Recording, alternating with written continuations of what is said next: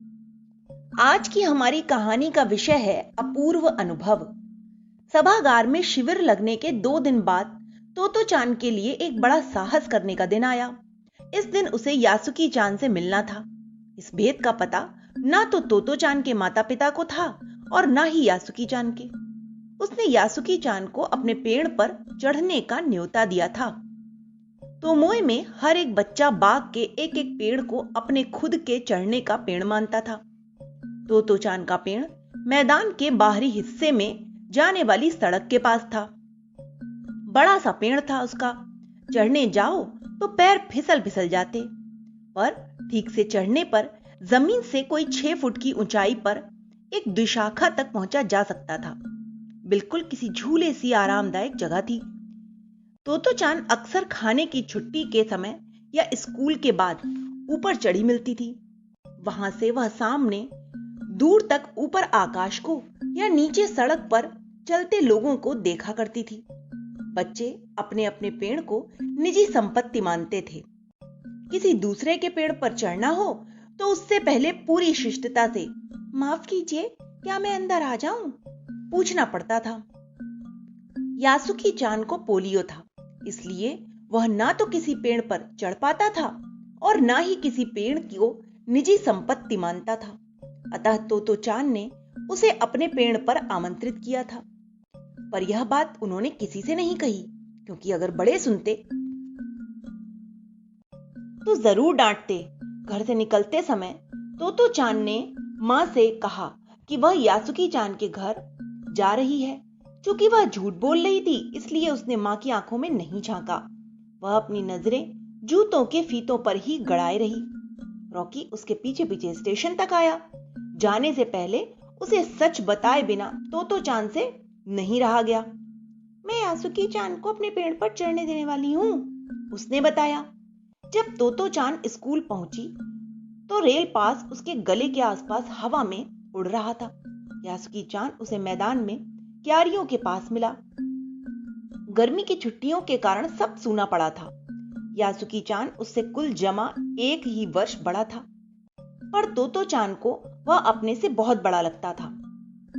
जैसे ही यासुकी चान ने तोतो चान को देखा, वह पैर घसीटता हुआ उसकी ओर बढ़ा।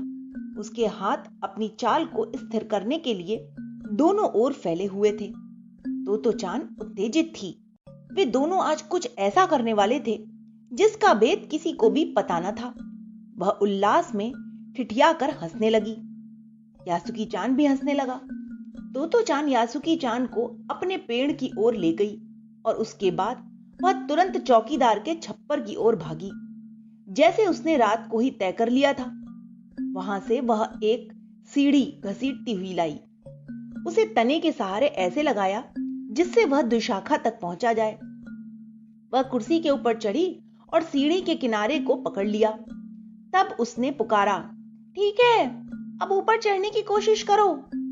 यासुकी चान के हाथ पैर इतने कमजोर थे कि वह पहली सीढ़ी पर भी बिना सहारे के नहीं चढ़ पाया।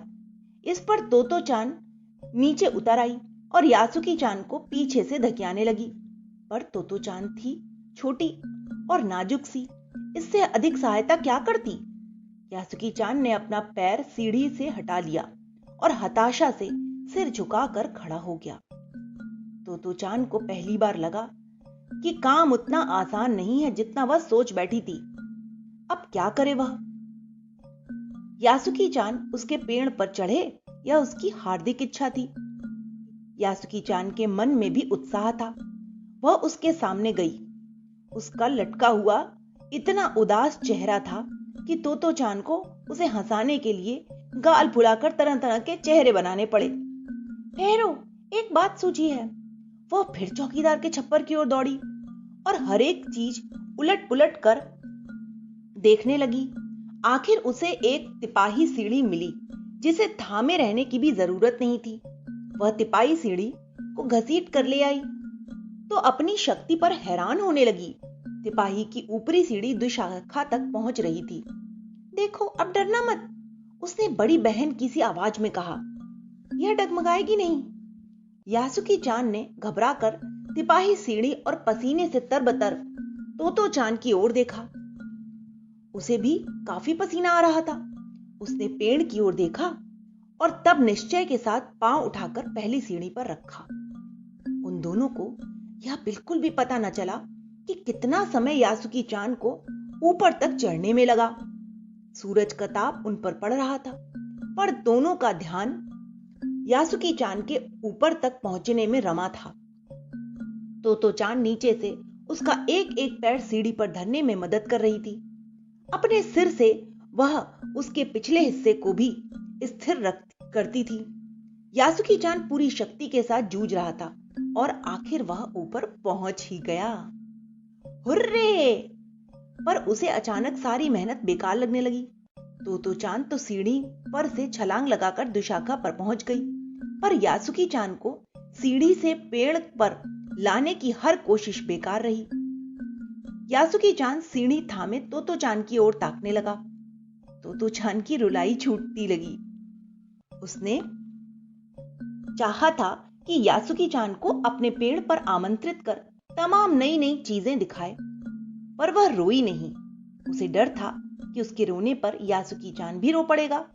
उसने यासुकी चान का पोलियो से पिचकी और अकड़ी उंगलियों वाला हाथ अपने हाथ में थाम लिया। उसके खुद के हाथ से वह बड़ा था, उंगलियां भी लंबी थीं। देर तक तो चान उसका हाथ थामे रही, तब बोली, तुम लेट जाओ, मैं तुम्हें पेड़ पर खींचने की कोशिश करती हूं। उस समय दुशाखा पर खड़ी तो चान द्वारा यासुकी चान को पेड़ की ओर खींचते अगर कोई बड़ा देखता तो वह जरूर डर के मारे चीख पड़ता। उसे वे सच में जोखिम उठाते हुए ही दिखाई देते, पर यासुकी चान तो चान पर पूरा भरोसा करता था और वह खुद भी यासुकी चान के लिए खतरा उठा रही थी। अपने नन्हे नन्हे हाथों से वह पूरी ताकत से यासुकी चान को खींचने लगी।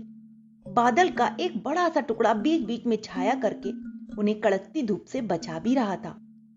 काफी मेहनत के बाद दोनों आमने सामने पेड़ की दुशाखा पर थे।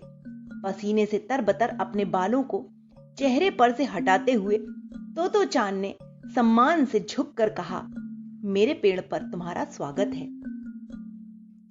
यासुकी चान डाल के सहारे खड़ा था। कुछ झिझकता हुआ वह मुस्कुराया। तब उसने पूछा, क्या मैं अंदर आ सकता हूं? उस दिन यासुकी चान ने दुनिया की एक नई झलक देखी जिसे उसने पहले कभी न देखा था। तो ऐसा होता है पेड़ पर चढ़ना? यासुकी चान ने खुश होते हुए कहा।